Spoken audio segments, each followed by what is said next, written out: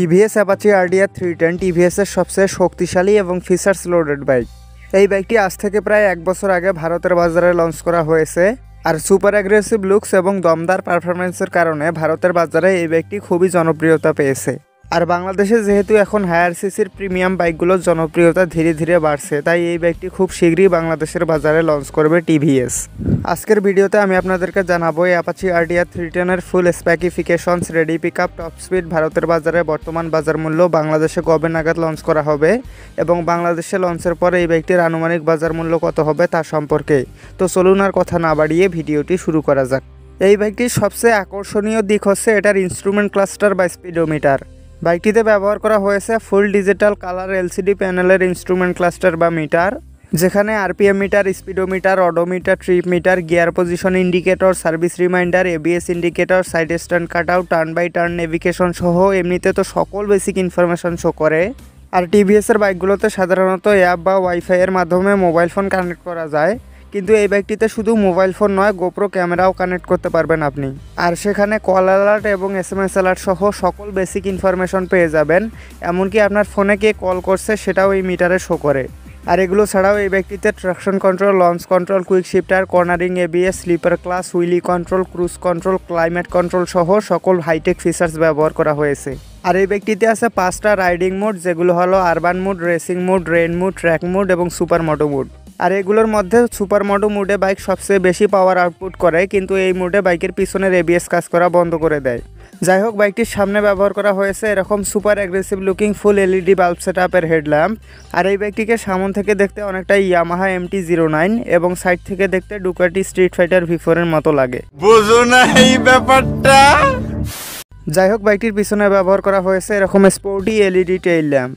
তার সাথে আছে 11 লিটারের মাস্কিউলার ফিউল ট্যাঙ্ক এবং ফিউল ট্যাঙ্কের উপরে প্লাস্টিকের হালকা বডি ফেয়ারিংয়ের সাথে রয়েছে টিভিএসের 3D লোগো এবং অ্যাপাচি ব্র্যান্ডিংয়ের স্টিকার। আর বাইকটিতে দেওয়া হয়েছে এরকম sharp looking LED indicator lamp. বাইকটির ফ্রন্ট টায়ার হিসাবে ব্যবহার করা হয়েছে 110/70 সেকশনের মোটা টিউবলেস টায়ার এবং পিছনে ব্যবহার করা হয়েছে 150/70 সেকশনের বিশাল মোটা টিউবলেস টায়ার। আর বাইকটির ফ্রন্ট সাসপেনশন হিসাবে ব্যবহার করা হয়েছে 41 মিলিমিটারের গোল্ডেন কালারের অ্যাডজাস্টেবল আপসাইড ডাউন ফর্ক এবং পিছনে ব্যবহার করা হয়েছে অ্যাডজাস্টেবল মনোশক সাসপেনশন, যার কারণে এই বাইকটি সিট হাইট কিঞ্চিত কম বেশি করা যাবে। আর বাইকটিতে স্পিড সিট বা কাটা সিট ব্যবহার করা হয়েছে, যেখানে রাইডার সিটটি মোটামুটি কমফোর্টেবল হলেও পিলিয়ন সিটটি কমফোর্টেবল না।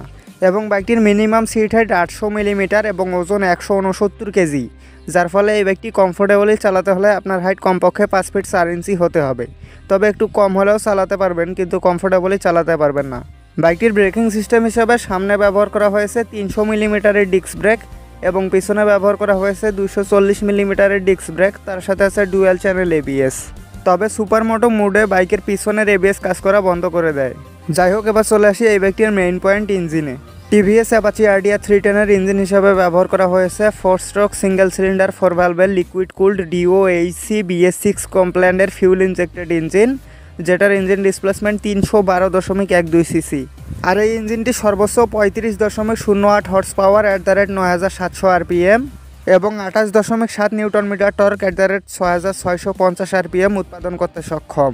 আর যদি বলি পারফরমেন্সের কথা, তাহলে এই বাইকটির ইনিশিয়াল এবং মিড রেঞ্জের পারফরমেন্স একটা 300 সিসি সেগমেন্টের বাইক হিসাবে অনেক ভালো।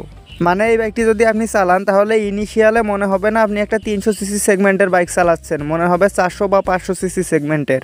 তবে এই বাইকটির টপ এন্ড পারফরমেন্স কিন্তু ভালো না। টপ এন্ডে গিয়ে মনে হবে আপনি একটা 200 বা 250 সিসি সেগমেন্টের বাইক চালাচ্ছেন। মানে এই বাইকটি খুবই তাড়াতাড়ি গতি ওঠাতে পারে, কিন্তু এটা টপ স্পিড বেশি না। আর প্র্যাকটিক্যালি কিন্তু ইনিশিয়াল পারফরমেন্সই বেশি কাজে লাগে টপ এন্ডের তুলনায়। টপ এন্ডের তো কোনো কাজ নেই। যাই হোক, এই বাইকটিতে 0 থেকে 60 কিলোমিটার গতি ওঠাতে সময় লাগে 2.67 সেকেন্ড এবং 0 থেকে 100 কিলোমিটার পার আওয়ার গতি ওঠাতে সময় লাগে মাত্র 6.29 সেকেন্ড।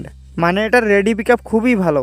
আর বাইকটিতে প্রথম গিয়ারে 52, দ্বিতীয় গিয়ারে 76, তৃতীয় গিয়ারে 97, চতুর্থ গিয়ারে 119, পঞ্চম গিয়ারে 139 এবং ষষ্ঠ গিয়ারে 160 কিলোমিটার পার আওয়ারের টপ স্পিড পাওয়া যায়।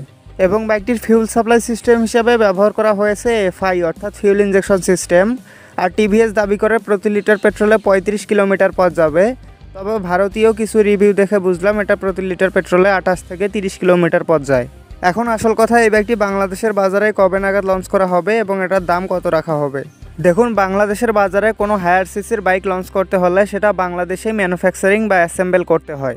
তবে এখনও যেহেতু কোনো অফিসিয়াল অ্যানাউন্সমেন্ট আসেনি, তাই এই বাইকটি 2024 সালে আসার আর কোনো সম্ভাবনা নেই।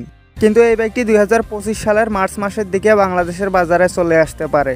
আর ভারতের বাজারে এই বাইকটির টপ ভেরিয়েন্টের বর্তমান বাজার মূল্য 2,72,000 রুপি। সেই হিসাবে বাংলাদেশে আসলে এটার আনুমানিক বাজার মূল্য হবে 5,50,000 টাকা। তো এই ছিল আজকের ভিডিওটি ভালো লেগে থাকলে একটি লাইক অবশ্যই করবেন এবং এরকমই বাইক রিলেটেড ভিডিও পাওয়ার জন্য চ্যানেলটি সাবস্ক্রাইব করে বেল নোটিফিকেশনটি অন করে রাখবেন। Ride safe for ride again, see you in the next video.